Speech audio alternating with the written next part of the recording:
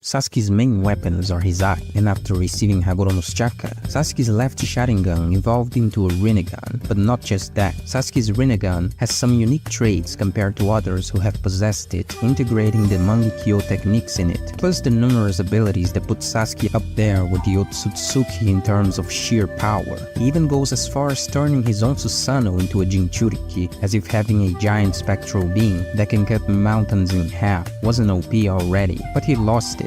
In a very pathetic way at that. The point of this video though is to forget all about that and focus on what would happen if Sasuke were to fight insanely strong opponents without his biggest tool of destruction. Despite having lost his purple eye, Sasuke is still very strong, and you'll see this with the characters I brought to the table. It turns out that Sasuke only used the Rinnegan for some very specific things, and it wasn't something he depended on. Still, there are those he couldn't beat anymore. In fact, the first one Sasuke wasn't able to defeat even when he had the Rinnegan.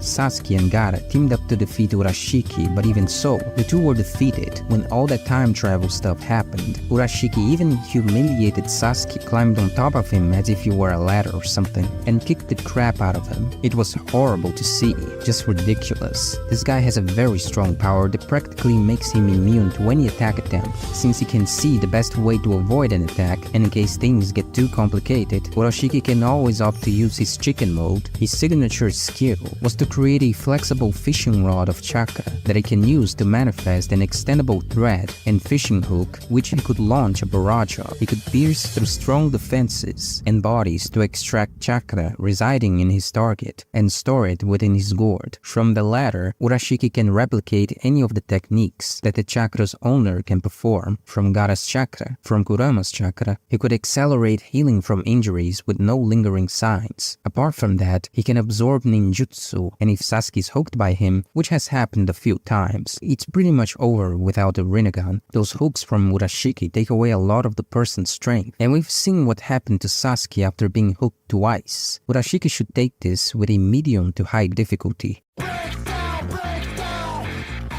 This is another one where even Sasuke with Rinnegan was struggling with. The difference is that with the Rinnegan, it was clear to us that Sasuke would be able to stand at an equal level. But now the story is different. Kinshiki is a monster in strength. With his weapons, he can do some crazy damage. The guy managed to simply slice his Shinjo like a knife cutting through a piece of cake, and both are virtually equalized in terms of speed. It's just that Kinshiki's strength is clearly greater, and that put Sasuke in a tough spot when they fought before. What saved him every time was that he could switch places with the surrounding things using Ame no Tejikara. Now that Sasuke doesn't have that privilege anymore, he'll have to do it the old-fashioned way using his own speed, which as I mentioned before is a problem since the both of them are equalized. Kinshiki could escape being confined and immobilized by two Kage, and Sasuke attributed he was strengthening his muscles with some kind of technique, despite being on the verge of death. On top of that, Kinshiki possessed the Byakugan, granting him telescopic vision, X-ray vision, and near 360-degree field of vision perception, with the presumed exception of a small blind spot at the upper thoracic vertebrae, as well as the ability to see the chakra pathway system and its tenketsu. What could save the Uchiha would be the Susanoo, and would most certainly give him good protection, but I wouldn't doubt at all that Kinshiki would be able to break the Susanoo with one blow. Kinshiki wins, with a difficulty of medium to high.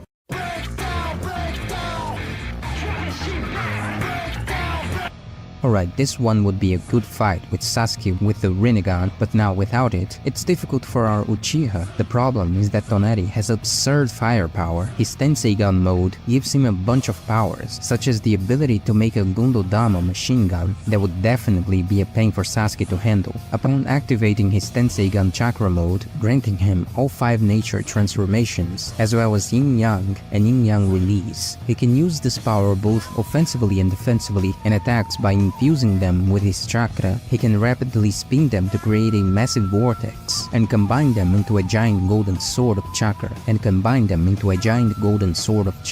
powerful enough to cut the entire moon in half. Toneri is able to divide them into smaller orbs and launch them as a rapid-fire barrage. He also demonstrated the ability to transform one of the balls into an elaborate golden cage after infusing it with his chakra. At speed, they may even be on a very close level, but fighting at close range can screw Sasuke, because in addition to absorbing ninjutsu, Toneri can absorb chakra, and he managed to absorb so much chakra from Naruto that put him into a coma for days, and needed to be healed by Sakura. Not to mention that Toneri still manages to control a giant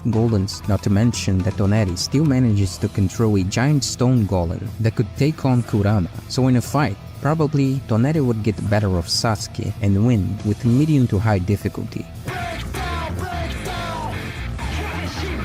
I'm talking about the Madara, who had just been revived by Rinne Tensei and had only one Rinnegan, no Jubi here. This fight between the two greatest representatives of the Uchiha clan would be epic to watch, but Madara probably takes this, and this form has already shown that. Even without his eyes, he can simply dance between Sasuke's attacks. He even almost killed Sasuke, trapping him with limbo and sticking his sword in his chest. And now the invisible clones become a much more dangerous weapon, since without the Rinnegan, Sasuke can no longer see them, so it will be impossible for him to defend himself from the attacks, which are strong enough to compete directly with the Bijou. These two can do an ultimate Susanoo battle. It's going to be a real Megazord fight, and Sasuke may even have some advantage because his Susanoo flies, so he would have the high ground. The Susanoo of the two have a very close power level, but it all becomes a problem the moment Madara starts to use Limbo, Mokutun, Senjutsu, and Hashirama's regeneration. Eventually, he will surpass Sasuke. Madara would take it with some difficulty.